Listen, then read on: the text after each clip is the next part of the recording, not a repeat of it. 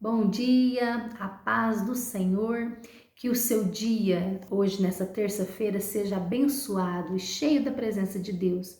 Que assim o Senhor possa estar conosco, clareando o nosso entendimento, dando-nos sabedoria nesta manhã, onde nós estamos aqui em mais um dia desse projeto, desse propósito da leitura bíblica diária, que será feita de segunda a sexta, e nós iniciamos no Evangelho de Mateus. Começamos a ler o Sermão do Monte no capítulo 5 na sexta-feira.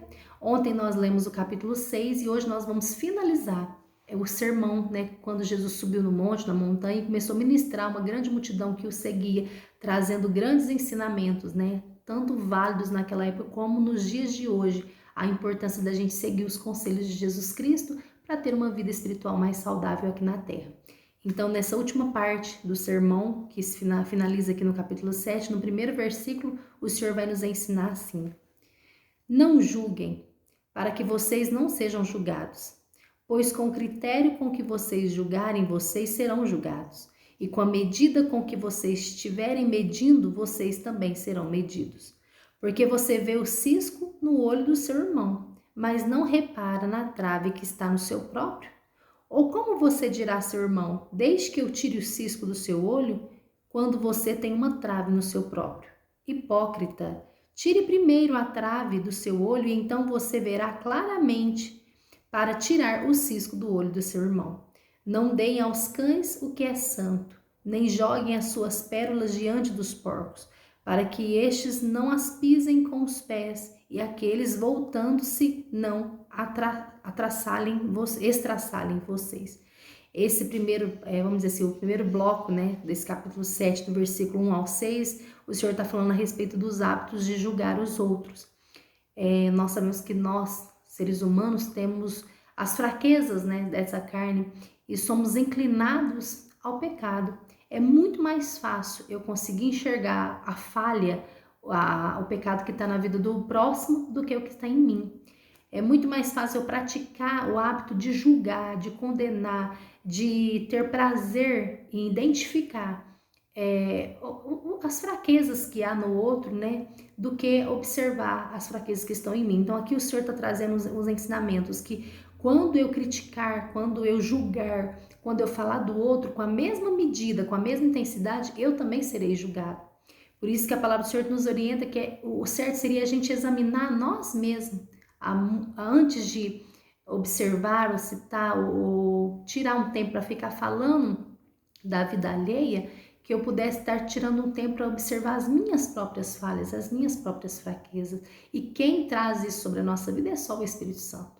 Quando nós estamos vivendo uma vida debaixo da presença do Espírito Santo, o Senhor nos torna sensíveis a identificar a importância de analisar as nossas próprias fraquezas, os nossos próprios defeitos, ao dedicar uma vida em só ver as falhas e as fraquezas dos outros. Eu me lembro que uma vez eu ouvindo um pastor ministrar e aquilo me chamou muita atenção, nunca esqueci.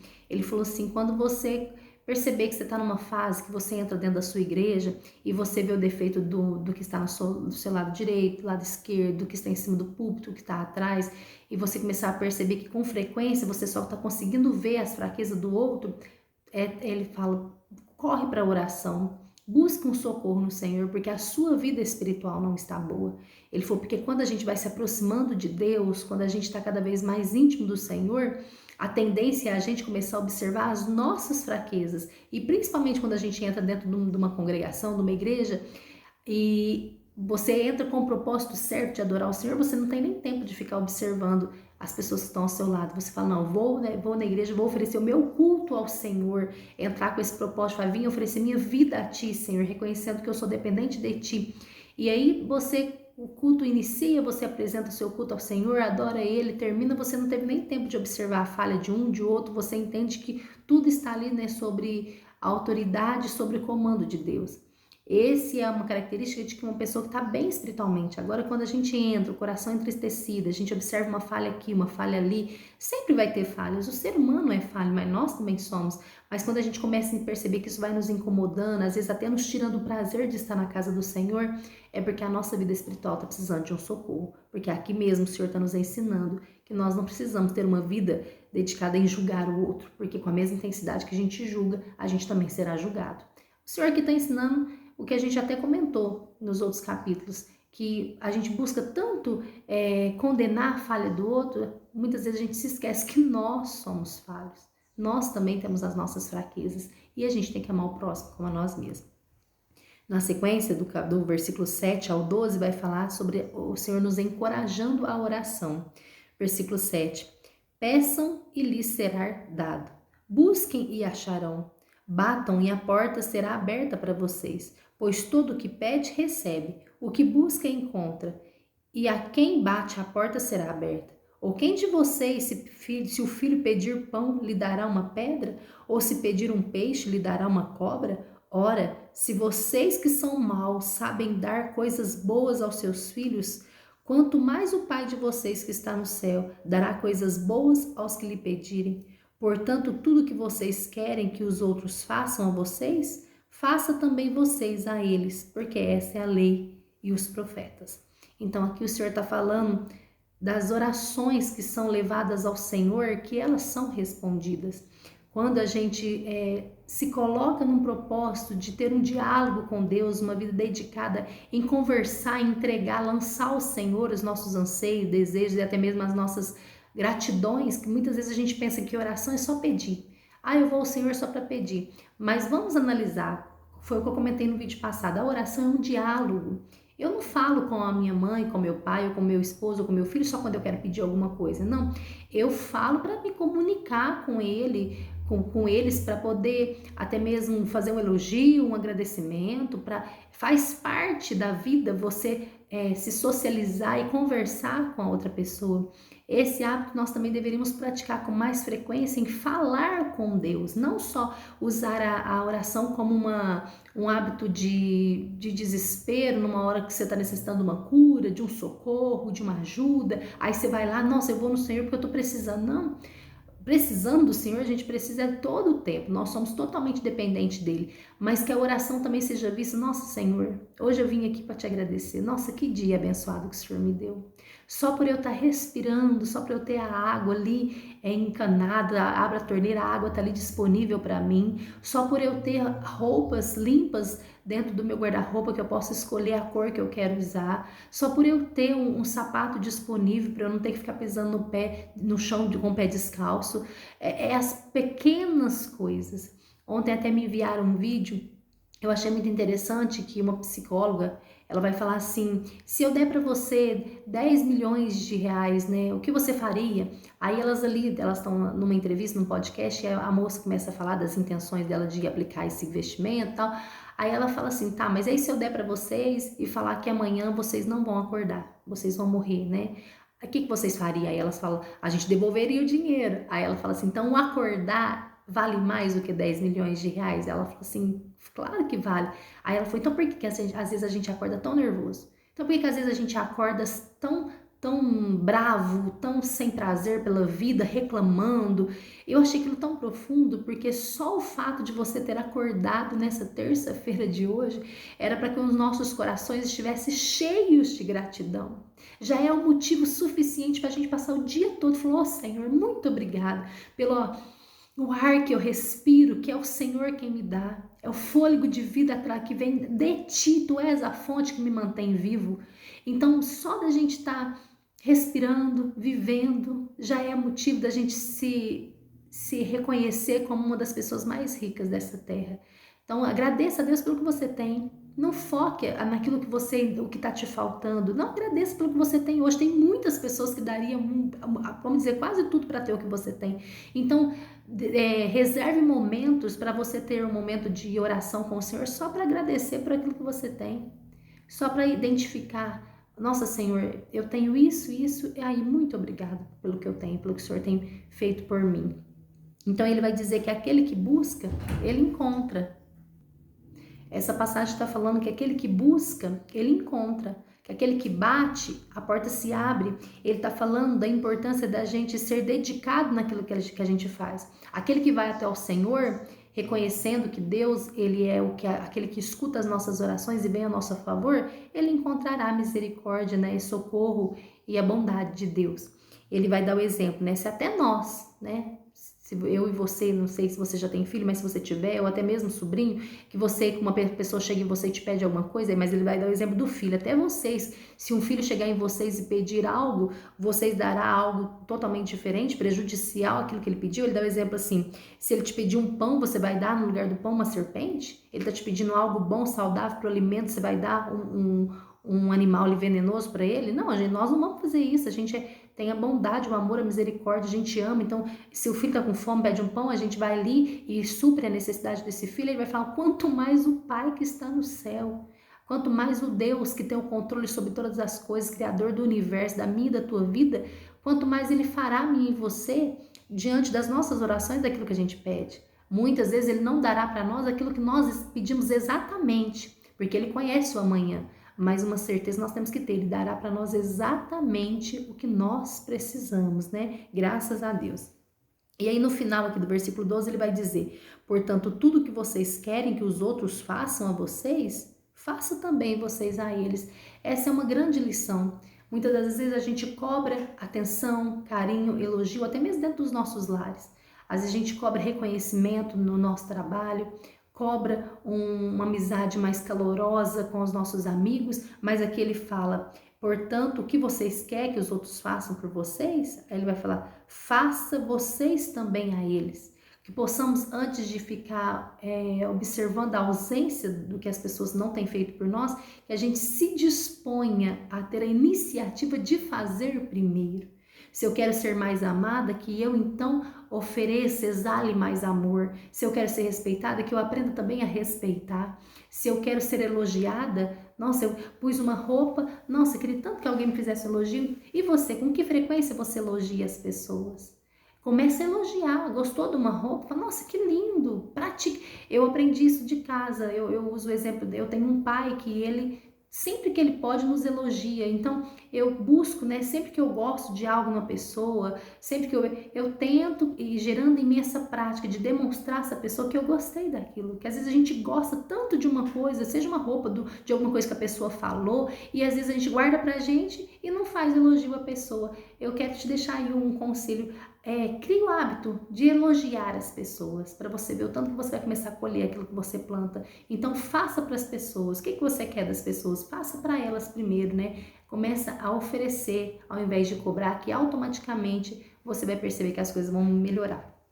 Agora ele vai entrar no versículo 13 até o 14 falando, né, da porta estreita, a tão conhecida passagem da porta estreita. Ele vai dizer, entrem pela porta estreita. É uma orientação, né? Porque a larga é a porta e espaçoso é o caminho que conduz para a perdição, e são muitos os que entram por ela. Estreita é a porta e apertado é o caminho que conduzem para a vida, e são poucos os que o encontram. Então aqui tá falando, vamos trazer assim, uma comparação. Uma porta larga, uma porta grande, é aquela porta que você passa com muita facilidade. Nada te oprime, nada te aperta, você passa, é confortável, é espaçoso. Mas o Senhor Jesus aqui trazendo um ensinamento espiritual com essa comparação, ele vai dizer que largo e espaçoso é o caminho que te conduz à perdição. Aí ele fala, entra pela porta estreita. Vamos falar de um caminho estreito, apertado. Ele te oprime, te gera às vezes um desconforto, às vezes tira um pouco o conforto, a zona de conforto. É dificultoso, mas ele fala que esse é o caminho que te leva, né, até o céu, que te conduz à presença do Senhor. Entrem pela porta estreita, ele está te dando uma orientação, vamos dizer assim, até uma ordem. É pela porta estreita, é apertado o caminho, não é de qualquer jeito, não é fazendo tudo que se tem vontade. O evangelho é um evangelho de renúncia, é negar a nós mesmos. Eu quero fazer isso, mas Senhor, eu posso? O que isso vai me resultar? As palavras do Senhor, as ordenanças, o ensinamento do Senhor é comparado com as leis de trânsito. Por exemplo, quando eu estou andando numa rua, numa rodovia, e um guarda de trânsito me para e eu estou sem o cinto de segurança, entende-se então que naquele momento a gente vai levar uma multa por não respeitar uma ordenança, uma lei. Por quê? Porque o motorista foi prejudicado por você estar sem o cinto de segurança? De jeito nenhum. Ele está sendo pago para estar ali te multando por uma prática que você não está fazendo, que está prejudicando a você mesmo, para te deixar alerta. Ó, você vai pagar esse valor, você vai perder esses pontos porque você está deixando de se proteger. Porque se você bater o carro ou acontecer qualquer acidente, que você nem possa ter causado, mas alguém que não dirigindo de uma maneira certa possa causar em você, você pode ser levado à morte. Assim as leis e as ordens do Senhor, Ele está te ensinando, Ele está te mostrando, e muitas das vezes na nossa vida a gente leva uma multa do Senhor no sentido assim, você passa por uma situação que o Senhor te permite numa prova, numa provação, para que você reconheça que você está desprotegido, você não está obedecendo, você não está respeitando, não está praticando as ordens, os ensinamentos e as leis do Senhor, e assim isso pode te causar a morte, tanto física quanto espiritual. Então aqui o Senhor está falando, você pode escolher o caminho largo, a escolha é sua, Ele te deu a vida, mas Ele está te falando, o largo e espaçoso vai te levar à perdição. Viva uma vida, mesmo que seja ali oprimida algumas vezes, um caminho apertadinho, mas esse é o caminho certo. É uma vida segundo a vontade do Senhor, esse vai te levar para o caminho certo na eternidade com Deus. Agora os versículos 15 até o versículo 20 vai falar a respeito dos falsos profetas. Alguns conselhos que o Senhor vai nos dar para tomar cuidado, né? Com alguns profetas, algumas pessoas que se levantam dizendo pregar a verdade e na verdade não estão. Versículo 15. Cuidado com os falsos profetas, que se apresentam a vocês disfarçados de ovelhas, mas por dentro são lobos vorazes. Pelos seus frutos vocês o conhecerão. Por acaso se colhem uvas de um espinheiro ou figos de ervas daninhas? Assim toda árvore boa produz frutos bons, porém a árvore má produz frutos maus. A árvore boa não pode produzir frutos maus e a árvore má não pode produzir frutos bons. Toda árvore que não produz fruto é cortada, não produz bom fruto é cortada e jogada no fogo. Assim, pois, pelos seus frutos vocês o conhecerão. Então aqui ele está falando dos falsos profetas que se levantam para trazer grandes ensinamentos. Nós temos vários tipos de profetas, vamos trazer para a nossa linguagem, pessoas que vai até mesmo usando esse mesmo método de ir para a rede social para trazer ensinamentos. Mas nós precisamos avaliar os frutos. O que aqueles ensinamentos vai gerar em nossa vida? Frutos bons ou frutos maus? Frutos doces ou frutos amargos? Tem tantas pessoas promovendo e tem grandes seguidores promovendo coisas que vão trazer para vocês consequências amargas. Promove ali uma festa, uma celebração, um culto à nossa própria carne e vive de maneira descontrolada, faça tudo que você tem vontade, não é pecado se você está te fazendo feliz. Isso tudo são frases, são orientações que poderiam vir embaixo escrito assim, assinado Satanás, porque nada disso tem base bíblica. O Senhor nos fala de uma vida aonde nós temos que iniciar. Ele vai dizer, quer vir após mim, né? Tome a sua cruz, negue-se a si mesmo. É o que eu já falei, uma vida de renúncia, uma vida de escolhas. Eu já não posso, agora que eu sou filha do rei, se o Senhor me comprou por um preço tão alto na cruz que foi pelo sangue, eu não vou viver de qualquer maneira. Eu já não me deixo ser controlada por esta carne aqui, ó. Eu sou controlada pelo Espírito Santo que está na minha vida, porque se nós seres humanos fazer tudo que a gente tem vontade, provavelmente alguns de nós vão até preso. Porque nem a lei, né, a lei do nosso mundo aqui não permite a gente fazer tudo que a gente tem vontade. Muito menos a lei do Senhor. Ele nos ensina exatamente qual deve ser os frutos que nós devemos produzir e qual deve ser os frutos que nós não devemos produzir, não deve ser feito de prática na nossa vida. Então nós precisamos analisar. Eu quero trazer um alerta aqui. O que você tem assistido? Quais são os programas de televisão que entram dentro da sua casa? Aquilo que promove o nome do Senhor ou que promove a prostituição, promove o pecado, promove só coisas que demonstram ser frutos dessa carne, que glorifica a própria Satanás? Quais são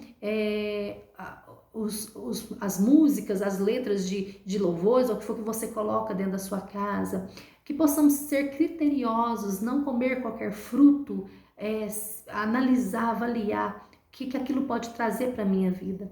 Eu lembro que quando eu era mais nova, eu gostava muito, né, de ouvir música secular, e eu ouvia músicas internacionais. E uma vez o Senhor me despertou. Você busca a tradução dessas músicas, né? E aí eu comecei a ir para a internet, naquela época não era tão fácil como hoje, mas eu comecei a buscar a tradução dessas músicas. Algumas músicas eu nunca mais ouvi, porque eram letras depravadas, eram letras terríveis. Então a gente tem que analisar o que a gente põe na nossa boca, o que a gente fala.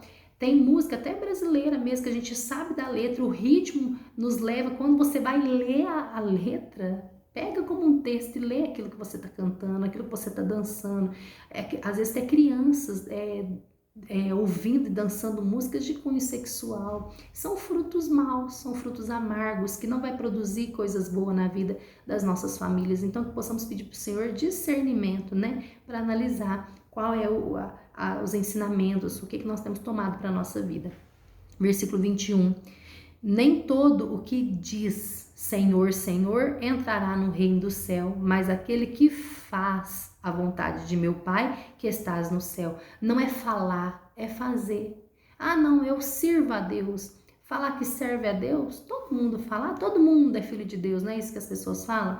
Ah, eu creio, ou até mesmo quando a palavra fala, eu sou crente. Crente, até o diabo crente está vindo da palavra de crer, até ele crê em Deus, e muitas das vezes mais do que em nós, porque ele sabe do que da vida espiritual. Mas não é falar, a palavra do Senhor faz, mas aquele que faz, aquele que não só demonstra por palavras, mas aquele que pratica no seu dia a dia realmente uma vida com Deus. Aí vai dizer-se na sequência, muitos naquele dia vão dizer, Senhor, Senhor, nós não profetizamos em seu nome? Em seu nome não expulsamos demônios? Em seu nome não fazemos muitos milagres? Então lhes direi claramente, eu nunca conheci vocês, afastem-se de mim, vocês que praticam o mal. Aqui está falando que o nome de Jesus, ele tem poder. E tem às vezes muitas pessoas que ali na hora usa da autoridade, fala o nome de Jesus e o milagre acontece. Mas isso não quer dizer que realmente aquela pessoa está vivendo uma vida debaixo da presença do Senhor.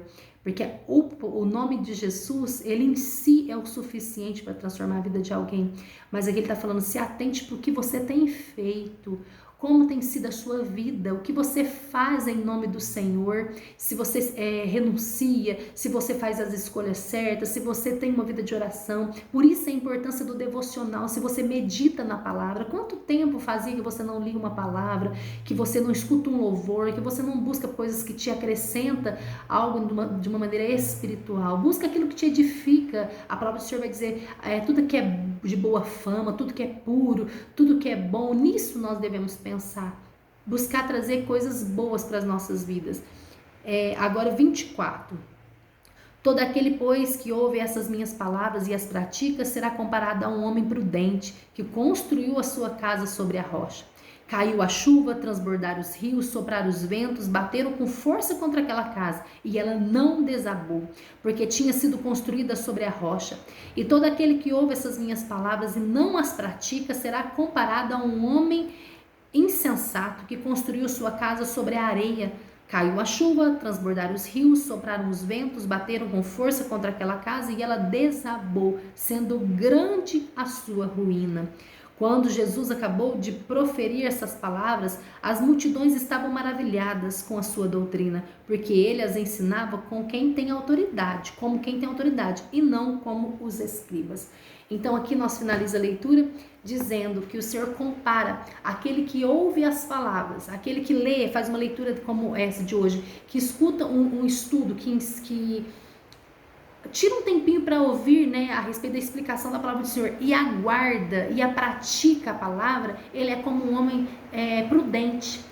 O prudente é aquele que constrói a sua casa sobre uma base sólida, sobre a rocha firme, que faz todo um estudo antes de construir uma casa, não sai construindo em qualquer lugar, não, ele estuda, ele faz o firmamento, né, da casa, para que quando vir os fortes ventos, a chuva, a casa não seja abalada. Mas o homem insensato é aquele que escuta a palavra do Senhor, lê a palavra, até escuta alguns ensinamentos, mas não guarda. É literalmente aquele que entra no ouvido e sai no outro. E ele é comparado por Jesus àquele que constrói a casa sobre a areia, que não se dedicou em pôr um firmamento, um fundamento sobre esta casa, em buscar um solo sólido, um sólido firme, para ser alicerçada aquela construção. Aí quando vem a chuva, quando vem o vento, como foi construído, como ele fala, sobre a areia, né, sobre algo que não tem firmeza, a casa é destruída e é grande, né, a sua ruína. Aí ele vai dizer que aqui a palavra de Mateus, né, está mostrando que depois que ele acabava de falar desses ensinamentos, a multidão ficava maravilhada, porque ele ensinava como alguém que tem autoridade. O Senhor Jesus ensinava daquilo que ele vivia, ele mostrava, né? Ele veio para falar: eu vim ao mundo para ensinar vocês a viver do jeito certo.